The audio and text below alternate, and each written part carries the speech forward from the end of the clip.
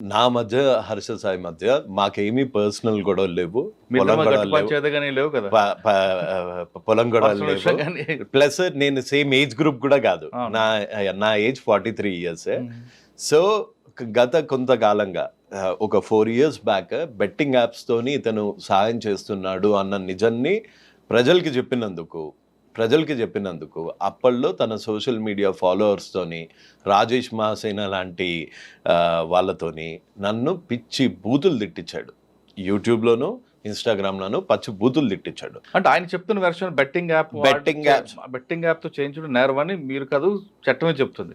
Right. లేదు కానీ ఆయన ఏమంటారంటే విరాట్ కోహ్లీ వాళ్ళే చేస్తున్నప్పుడు నేను చేసిన నష్టం ఏంటి, నేను కూడా నా సర్కిల్లో ఒక లిమిట్ చేశాను కదా అని అంటున్నారు. సో ఒక డిఫరెన్స్ అండి. విరాట్ కోహ్లీ ఒకవేళ బెట్టింగ్ యాప్ ప్రమోట్ చేసినా తీసుకొచ్చి ఇన్స్టాగ్రామ్ పేజ్లోను, యూట్యూబ్ పేజ్లోను, పర్సనల్ ఇన్స్టాగ్రామ్ పేజ్లోను, పర్సనల్ యూట్యూబ్లోను పెట్టుకుంటాడా? పెట్టుకోడు. ప్లస్ విరాట్ కోహ్లీ ఏది సపోర్ట్ చేసే ఆర్ అడ్వర్టైజ్మెంట్ చేసే ఎటువంటి యాప్ ఇక్కడ ఓపెన్ కాదు. ఎందుకంటే అవన్నీ లీగల్. ఇతను చేసే యాప్స్ మటుకు అంత పత్తాపారం. కురుసాబో అనే కంట్రీలో ఈ యాప్స్ అన్ని రిజిస్టర్ అయ్యాయి, ఇల్లీగల్గా ఇక్కడికి వస్తాయి. ఆ లింక్ తీసుకొచ్చి అది ఆడటం వల్ల మీకు లక్షలు బెనిఫిట్ వస్తాయి అని ఒక పేదవాడి దగ్గరికి వరకు తీసుకెళ్లే ఒక cyber terrorist is Harsha Sai. Okay, మీరు అన్నాడు ఆరోపణ చేస్తున్నారు. రైట్. ఆయన ఏమంటారంటే దానికి నేను కాకపోతే ఇంకొకరు చేస్తారు, అంటే ఇంకొకటి మర్డర్ చేస్తాడు, ఇంకొకటి డ్రగ్స్ అమ్ముతాడు, ఇంకొకటి చేస్తాడు కాబట్టి నేను నా సర్కిల్ వరకు దీనికి ఒక బౌండరీ చేస్తాను అంటాడు ఆయన. అతని సర్కిల్ పెద్దది కదండి. అతనికి ఆల్మోస్ట్ 14 మిలియన్ ప్లస్ సబ్స్క్రైబర్స్ ఉన్నారు. అంటే 1,40,00,000 అందులో మెజారిటీ పూర్ విలేజర్స్. ఎవరైతే అమాయకులు, ట్రైబల్ పీపుల్ ఎవరైతే అమాయకులు అక్కడే తన వీడియోలు ఉంటాయి, కానీ సిటీస్లో ఉండవు. ఎందుకంటే సిటీస్లో ఇతన్ని చూస్తే దొంగ అన్నది క్లియర్ అయిపోతుంది.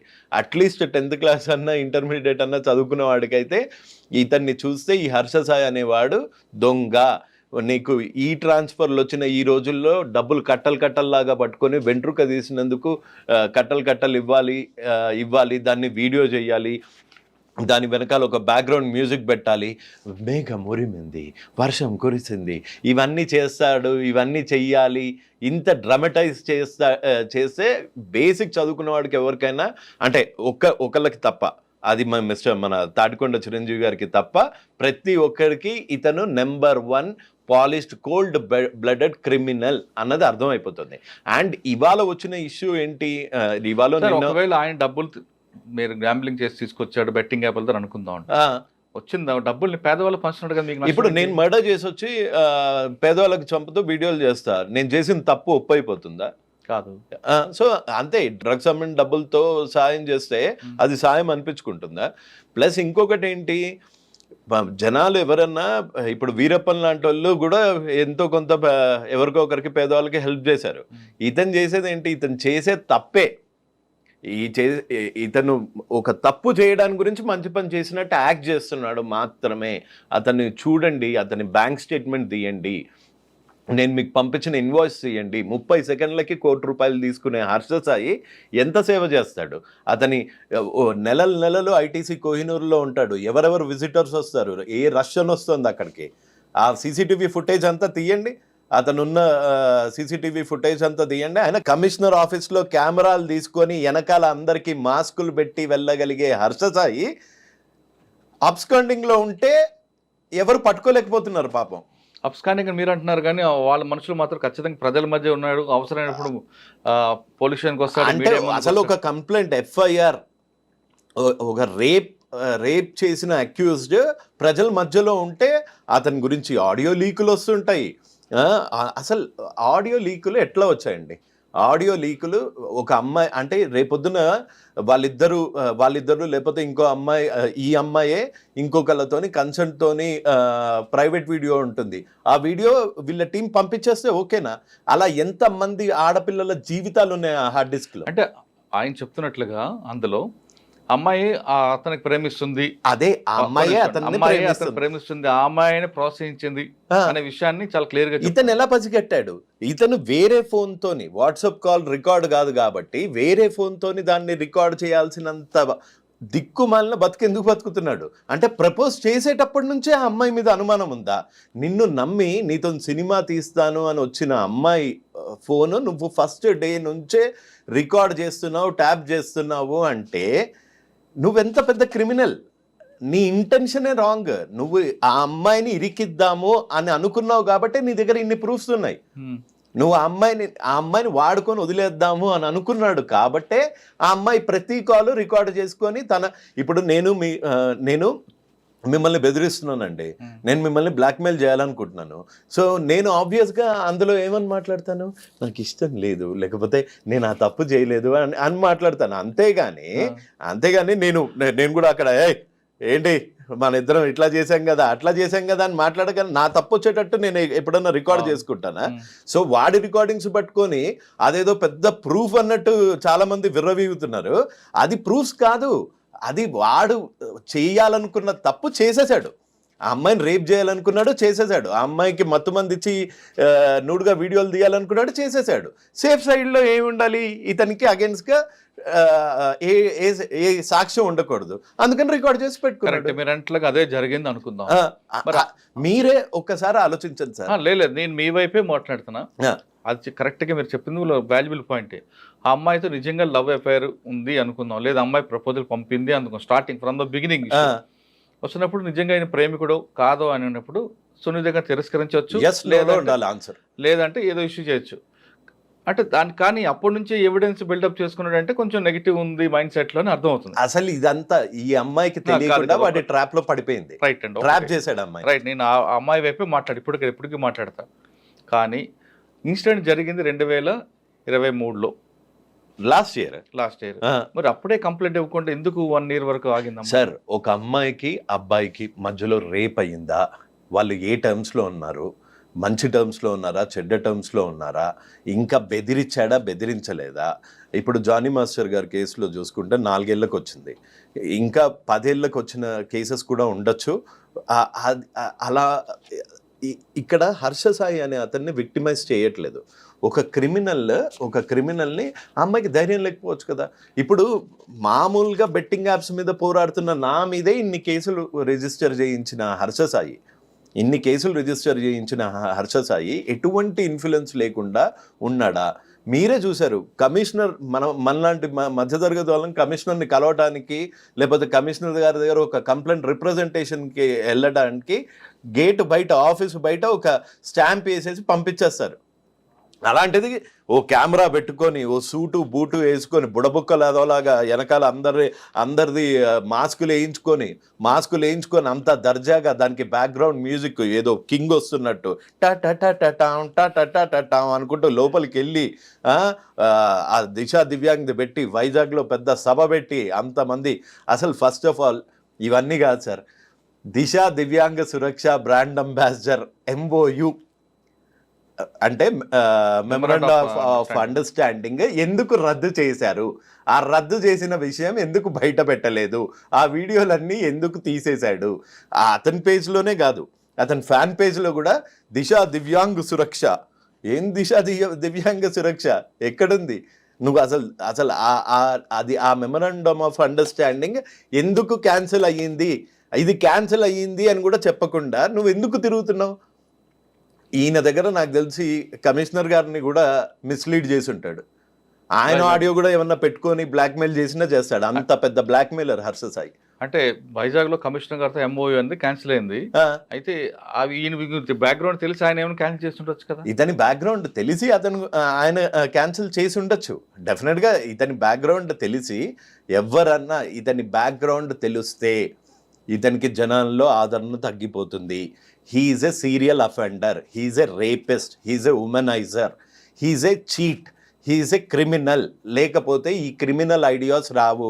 డబ్బులు పంచుతున్నట్టు చేసి వీడియోలు పెట్టడము, ఆ డబ్బులు సహాయం చేస్తున్నట్టు వీడియోలు పెట్టి దాని చాటున బెట్టింగ్ యాప్స్ని ప్రమోట్ చేయడము. హీఈస్ ఎ సీరియల్ క్రిమినల్, ఒక సైకోపాత్. ఇంకొక మేజర్ ఎవిడెన్స్ చూడండి, ఒక యాక్ట్ని ఆయన తరఫున ఇప్పుడు ఎవరో చిరంజీవి గారంట ఎవరో అడ్వకేట్ వచ్చారు. ఆయన అసలు వకాలత్ ఏం చూసి తీసుకున్నారో తెలియదు. ఇక్కడ ఇది తెలంగాణ గేమింగ్ యాక్ట్. ఈ తెలంగాణ గేమింగ్ యాక్ట్లో కంప్లీట్లీ ఎరాడికేట్ 5.7 ప్రకారం 5.7 ప్రకారము కంప్లీట్లీ ఎరాడికేట్ చేసింది. ఇది తప్పు కంప్లీట్లీ ఎరాడికేట్ చేసింది the మినస్ of gambling due to it's is and access to the access and wide solicitation. Several people, the youth in particular, are being addicted to online gaming when played for stakes, etc. And police can apprehend with or without warrant. So ఇది తెలిసి రవిశంకర్ అయ్యన్నార్ గారు కూడా తను disown చేసుకొని ఉండొచ్చు, memorandum of అండర్స్టాండింగ్ని ఎంఓయూని రద్దు చేసుకొని ఉండొచ్చు. ఇట్లాంటి విషయాలు బయట పెట్టడు. ఎందుకు? నా వెనక వాళ్ళున్నారు, వీళ్ళున్నారు, ఈ పొలిటీషియన్స్ ఉన్నారు, ఆ పొలిటీషియన్స్ ఉన్నారు. ఎవరున్నారండి ఆయన వెనక? పొలిటీషియన్స్ ఉన్నారు. ఇవన్నీ క్లెయిమ్ చేసుకుంటాడు అతను. అంటే ఆయన చెప్పుకోవడానికి 100 చెప్పుకోవచ్చు, కానీ ఎవరు ఆయనకి సపోర్ట్గా ఎవరు రావట్లేదు. నాకు తెలిసి ఈ ఇన్సిడెంట్ తర్వాత నా నమ్మకం ఏంటి అంటే, ఎంత పెద్ద ఇన్ఫ్లుయెన్స్ ఉన్నా ప్రతి ఒక్కళ్ళు హర్ష సాయి అనే అతన్ని డిజోన్ చేసుకుంటారు. డిజోన్ చేసుకునే మూమెంట్ వచ్చేసింది. సో అందుకని ఇంకా తప్పించుకోలేడు. కానీ ఇప్పుడు మీరు చెప్తుంది అదొక ఆరోపణ ఉంది కదా చెప్తున్నారు. ఇప్పుడు ఇంత జరిగింది, నార్సింగ్ పోలీసులు రేప్ కేసు జరిగిన తర్వాత కూడా ఆయన ఫాలోవర్స్ ఎవరు కూడా నమ్మట్లేదే. ఇది ఒక చిన్న పిక్చర్ అండి. అతని ఫాలోవర్స్ ఇంకా అతను ఇస్తున్న మత్తుమందులో ఉన్నాడు. ఈ ఆడియో రికార్డులు ఇవేవి కోర్టులో అడ్మిసిబుల్ ఎవిడెన్స్ లాగా ఉండవు.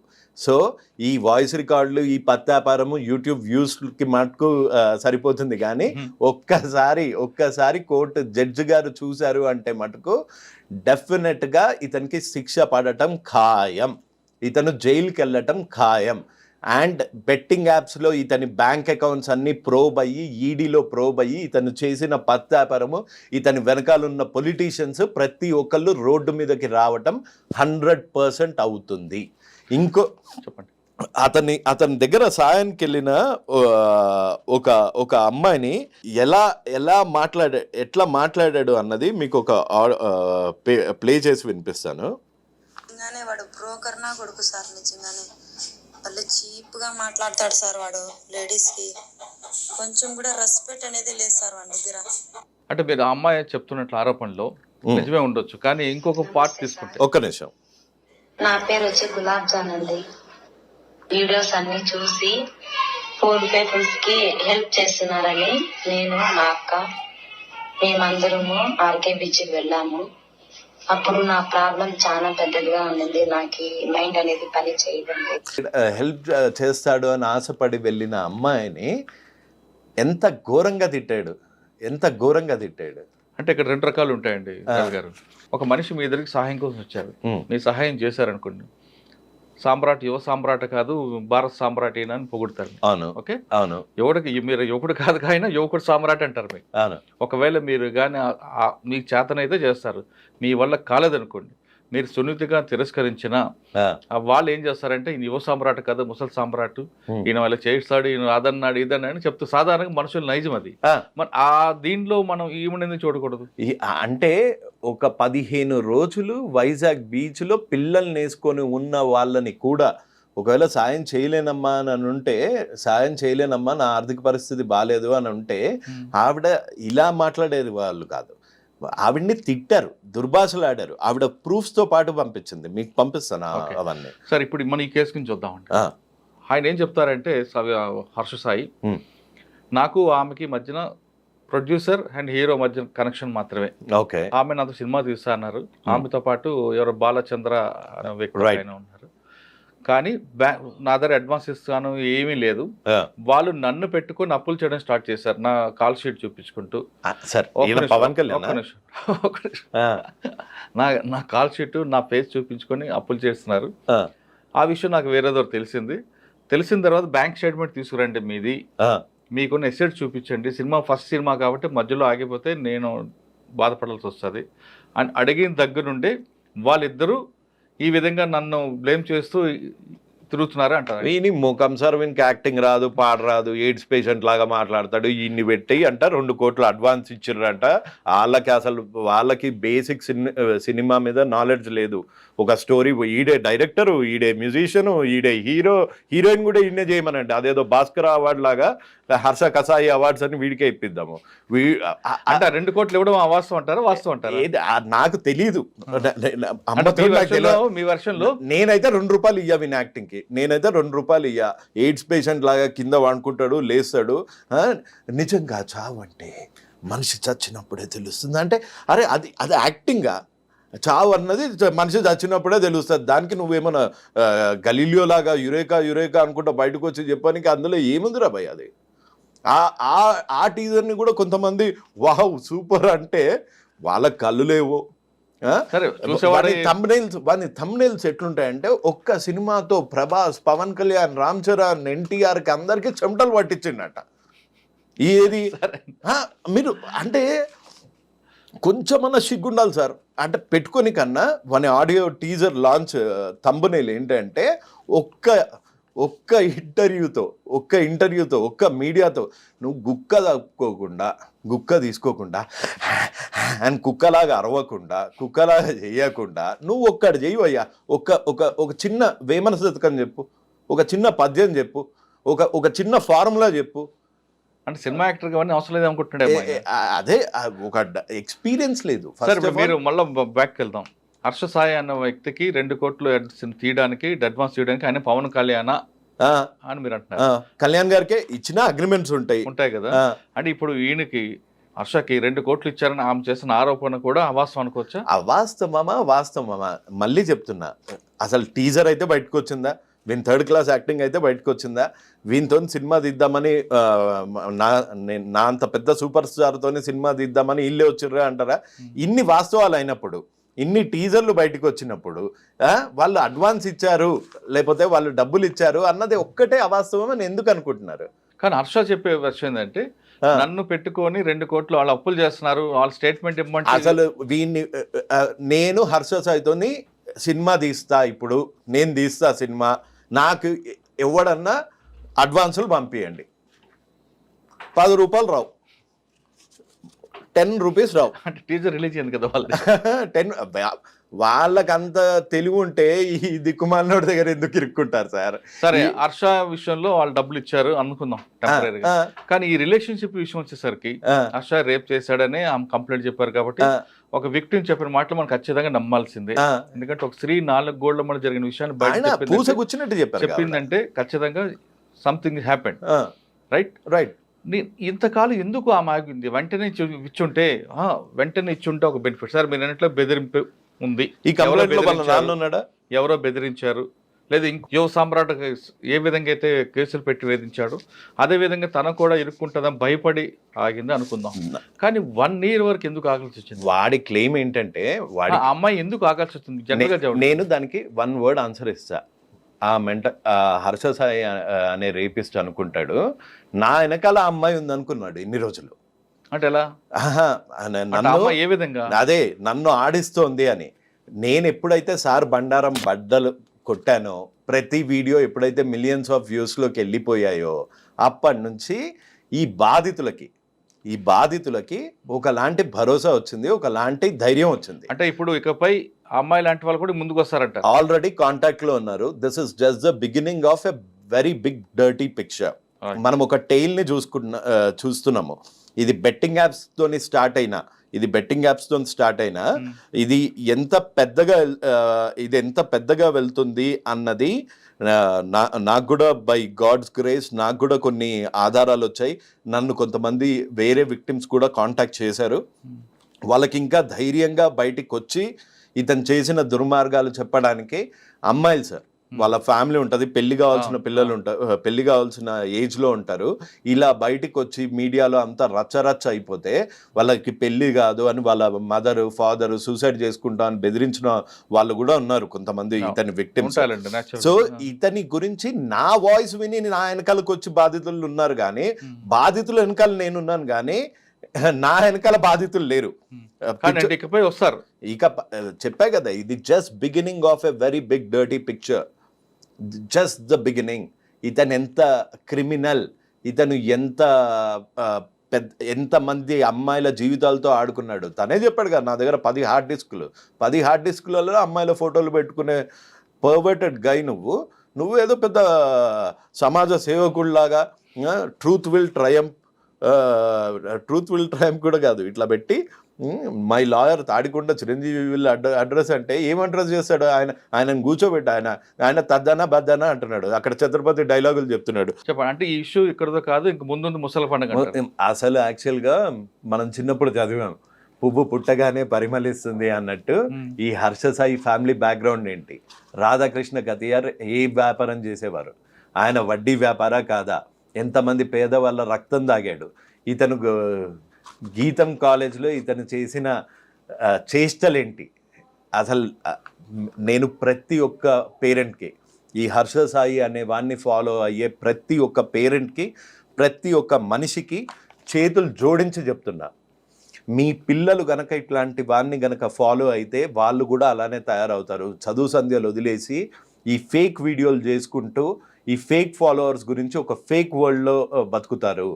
మేము హర్ష సాయిలాగా అయిపోవచ్చు, మేము హర్ష సాయిలాగా మిలీనియర్స్ అయిపోవచ్చు, ఈ సేవ చేస్తున్న డ్రామా చేస్తే అని అలా తయారవుతారు. దయచేసి మీరు ఎంక్వైరీ చేయండి. గీతం కాలేజ్లో ఈ హర్ష సాయి ఏంటి, అతని ఊర్లో కాసింకోటనో ఎక్కడో, కాసింకోటలోనో ఎక్కడో అతను చేసిన చేష్టలు ఏంటి, అతని బ్యాక్గ్రౌండ్ ఏంటి, వాళ్ళ నాన్న బ్యాక్గ్రౌండ్ ఏంటి, ఇతని బ్యాక్గ్రౌండ్ ఏంటి, ఇతను చేసిన చిల్లర పనులు ఏంటి, ఇతని చిల్లర వీడియోలు ఏంటి, ఇవన్నీ మీరు ఎంక్వైరీ చేసి అప్పుడు మీ పిల్లల్ని అలో చేయండి. లేకపోతే మీ పిల్లలు కూడా హర్ష సాయి లాగా తయారవుతారు. కరెక్టే అండి, మీరు చెప్పింది మంచి మెసేజ్. కానీ ఎవరు అభిమానిస్తూ ఆ హీరో గురించి మీకెందుకు? ఇప్పుడు పవన్ కళ్యాణ్ గారు ఉన్నారు, చిరంజీవి గారు ఉన్నారు, జూనియర్ ఎన్టీఆర్ ఉన్నారు, ప్రభాస్ ఉన్నారు. చాలా చిన్న కింద స్థాయి నుంచి వాళ్ళు స్టార్ట్ చేసి ఒక యాక్టింగ్ అన్న ఫౌండేషన్ నుండి ఒక కోర్స్ తీసుకొని ఒక హార్స్ రైడింగ్, ఫైట్ సీన్స్, ఇవన్నీ డాన్స్, ఇవన్నీ నేర్చుకొని వచ్చారు. అంతేగాని సచిన్ టెండూల్కర్ అవ్వచ్చు, మీరు అంటున్న Virat Kohli is not known for betting apps. Virat Kohli is known for getting a cup, world cup for India. Dhoni వాళ్ళు ఎన్నేళ్ళు కఠోర శ్రమ చేస్తే వాళ్ళు ఆ స్థాయికి వచ్చారు. ఇతనేంటండి 2 ఏళ్ళు సేవ చేస్తున్నట్టు డ్రామా చేసి బెట్టింగ్ యాప్స్ ప్రమోట్ చేసి కోట్లు తీసుకొని వాళ్ళతో పాటే ఇతను అనుకుంటాడు. అసలు ఇతని యాటిట్యూడ్ ఒక్కసారి చూడండి. ఇతని యాటిట్యూడ్ మీకు ఒక ఆడియో వినిపిస్తాను.